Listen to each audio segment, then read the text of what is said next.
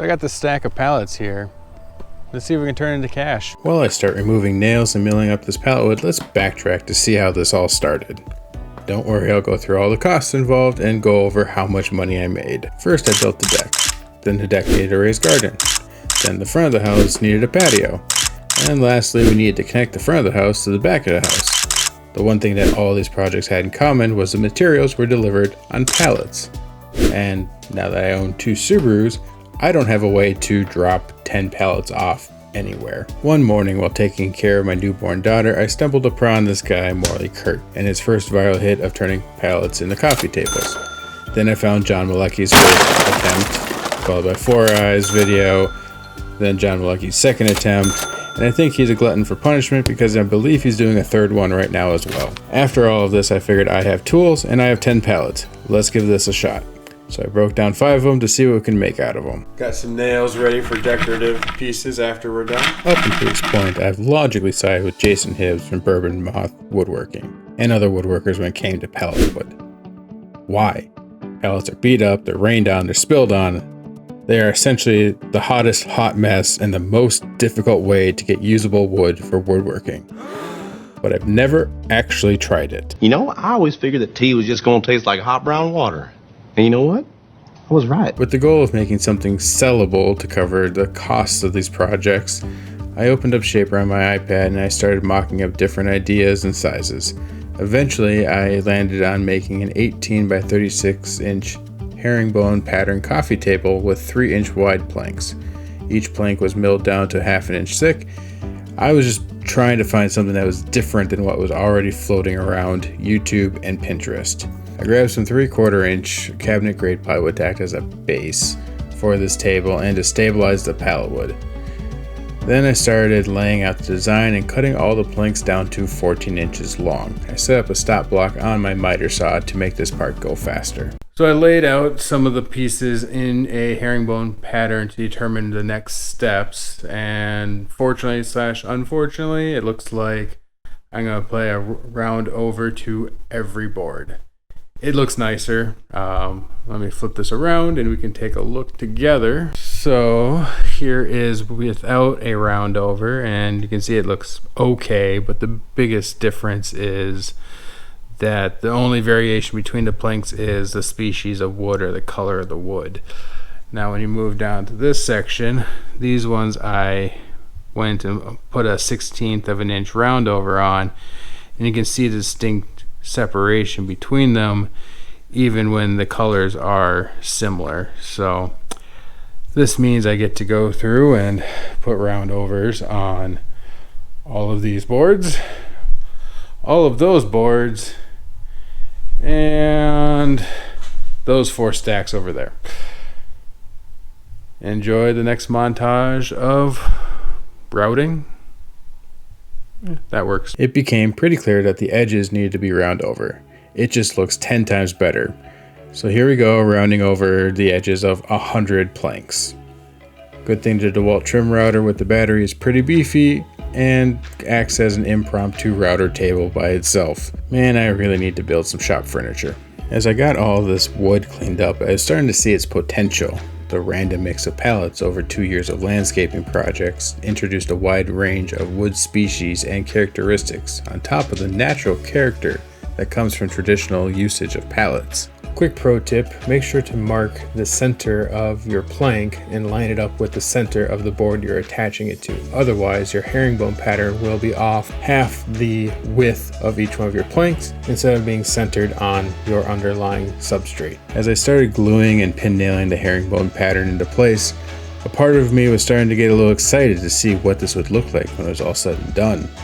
Another part of me was considering not selling it because of how proud I was of it. After the glue dried, it was time to cut off the extra ends and make this thing a rectangle. Using my homemade track saw, I cut off most of the waste and then cleaned it up with a router. What do you guys use for a track saw? After my last few projects, I found myself saying to myself, this would be 10 times easier with a track saw. So I believe that will be my next tool purchase. I've debated about using this as an excuse to get into Festool, but I'm also perfectly happy with DeWalt, Rigid, or Craig. Let me know what you guys use down below. Even though the wood was fully acclimated to the environment because it's been in my garage for a long time, I milled the wood down over multiple days, and wood's still gonna do what it's gonna do. Some of the board's twisted, some of them plumped up with moisture. In the end, it's time to sand this down to try and get this thing as level as possible without losing any of the character. Luckily, because this is a reclaimed pallet wood coffee table, there is a little bit of wiggle room when it comes to the smoothness and levelness of the planks. Overall, sanding is generally boring, so let's speed through this. At a high level, I plan on using TotalBoat as the finish for this project. They recommend sanding up to 220 grit, so I started at 100, worked my way up through 120, 150, 180, flush trimmed anything that needed to be cleaned up at that point, and then finished with 220. And with that, we're on to trim. I had some walnut laying around, so I decided to use it to class this project up a little bit. For the corners, I decided to go with butt joints over miters, just because the appearance would mimic the square shape of the herringbone pattern instead of having a different shape altogether. I cut the 1x4 walnut in half and then cut them to fit the sides of the table. I do have to say the black walnut contrasting with the pallet wood is making this table look even better. If this continues, I might be liking pallet wood projects. After the glue is dry, I took the tabletop out of clamps and gave a round over to the walnut trim, and then sanded it all up to 220 as well, so be ready for the finish. But before we add finish, we need to make some more tables. A few moments later.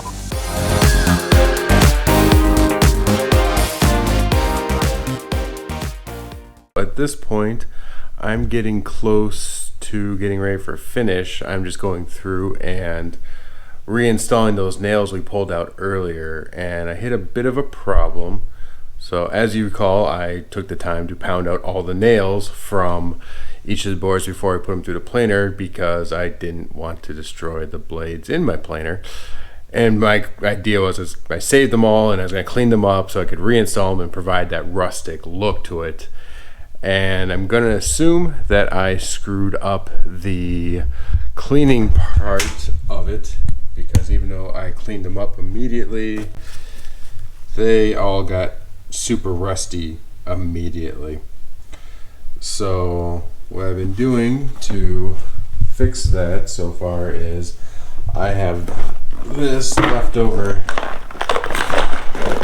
box of deck nails from when I built my deck, and you know, this box was $5 at the time. So I've been cutting off the ends of it and then installing them into the holes where it is. I haven't pounded them all in yet, but just to get an idea of what they look like. This is going to be my go-to for that. Just pound them in beneath the surface, maybe add some super glue to hold it, and that should take care of that look. And then once I do it a lot more times, as you can see, I have the pile of nails ready for each one for how many I need to cut. We're on to more trim and stain, or not stain, TotalBoat. Yes, let's use TotalBoat on this and get some table legs and see how these look.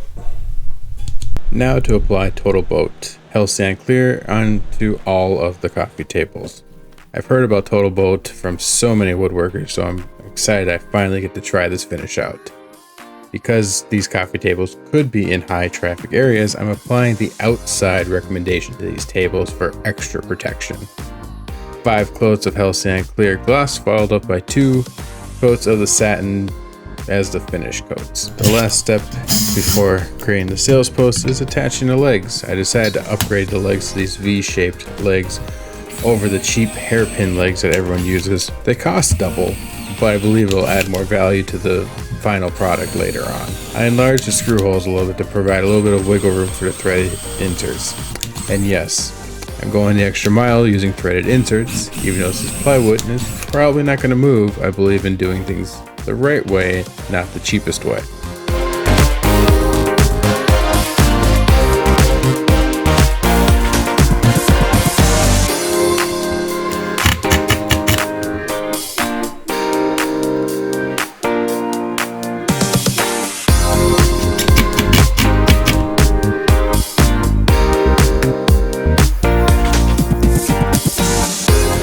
With the legs attached, it's time to take some beauty pics and get these tables listed online. I had 5 pallets, now I got 5 coffee tables.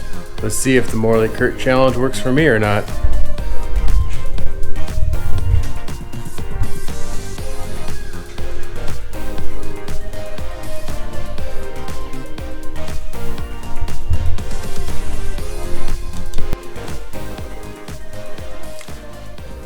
Let's talk about the numbers. First item, pallets. Pallets were, air quote this as free.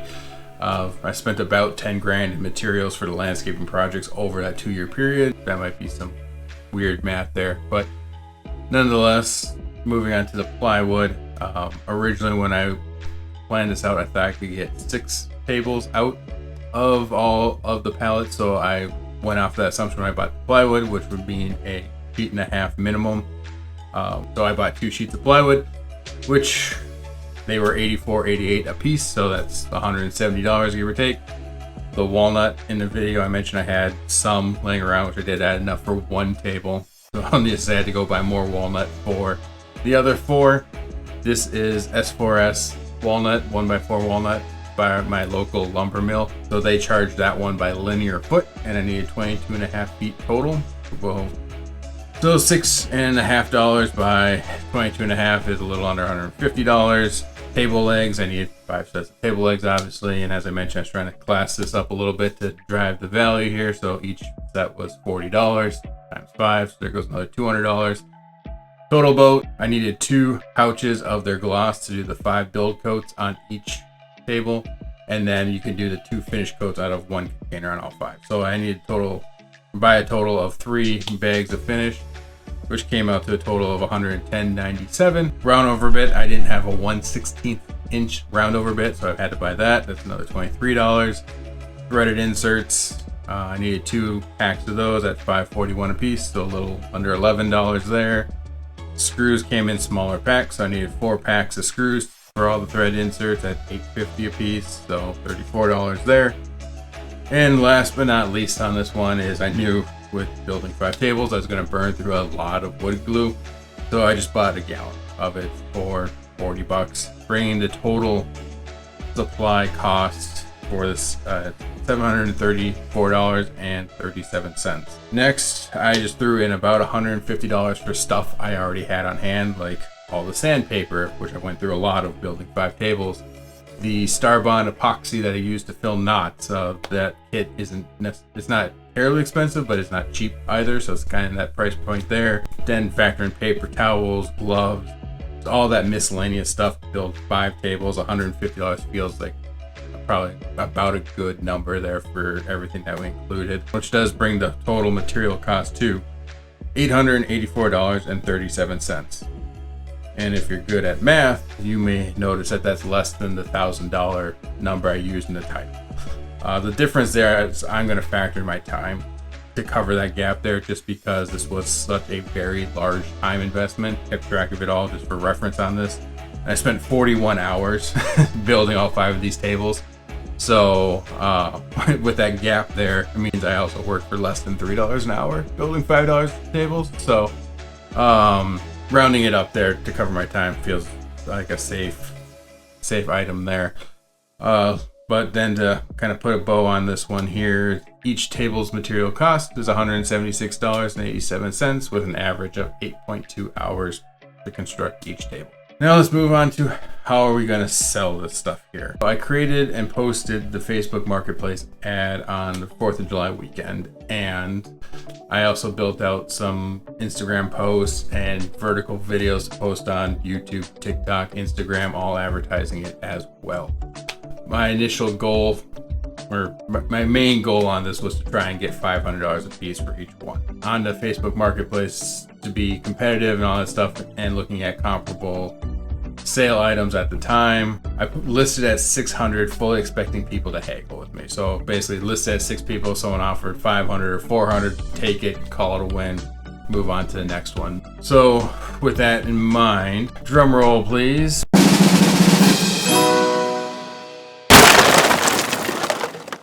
$2.07.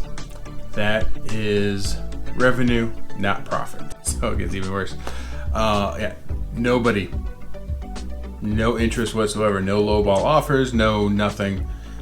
Nobody cares for these tables. I did have a couple of the Minneapolis community groups reach out to me saying, you know, they could do some paid advertisement or paid highlighting. When I asked them what was involved after they sent over their price sheets, they also ghosted me. So that $2.07 is strictly YouTube AdSense money from the posts that I made along the way here. This channel is technically eligible for monetization on Instagram, or is monetized, but Instagram doesn't pay for you just uploading videos. They rely on you either doing their bounties or setting up memberships. So Instagram was a big goose egg. TikTok, this channel is not large enough to be in the creator program there, and even if it was, the reels I made were not long enough to qualify for it. So literally the $2.07 that this project brought in was solely YouTube ad revenue. Tony Stark was able to build this in a cave with a box of scraps. So with that being said, I do want to give a quick shout out to TotalBoat. As I mentioned, there's no direct affiliation on this video here, but everything that I posted that I included TotalBoat on, like, you know, seeing the finish for the first time, or how it is to work with it, or highlights, trying to sell the table, saying they're finished with it. Their social media team liked, shared, commented on every post that I made on all 3 platforms without any direct interaction between us. I just uploaded it, tagged it, and they took it from there. So huge shout out to them for helping this project along. I've done it with other vendors in the past. They have not been so forthright to comment on videos using their products. Again, huge shout out with TotalBoat. They kind of won me over already with how well their finish works in general, but this is just a little icing on the cake for future endeavors. Looking back at this project, this hands down is my most successful failure I've had in woodworking or in this YouTube creative journey that I'm on. They're kind of hand in hand. With that, what I mean with that is, because pallet wood by its nature is very rough sawn, is very difficult to work with, it's beat up, all that stuff. It was a crash course on how you mill wood, how you get something effectively, and then even if you mill it down to the right size, wood's gonna do what wood's gonna do. And I had 100 boards that had different characteristics across the board when it came to what they looked like, what they're gonna do, etc. And then just taking the time of taking that wood, mixing with the plywood and the walnut and the metal leg, and just bringing it to something that actually looks very, very nice. Hands down, a very rewarding experience, and also being able to try out many new techniques, many new tools, many new finishes.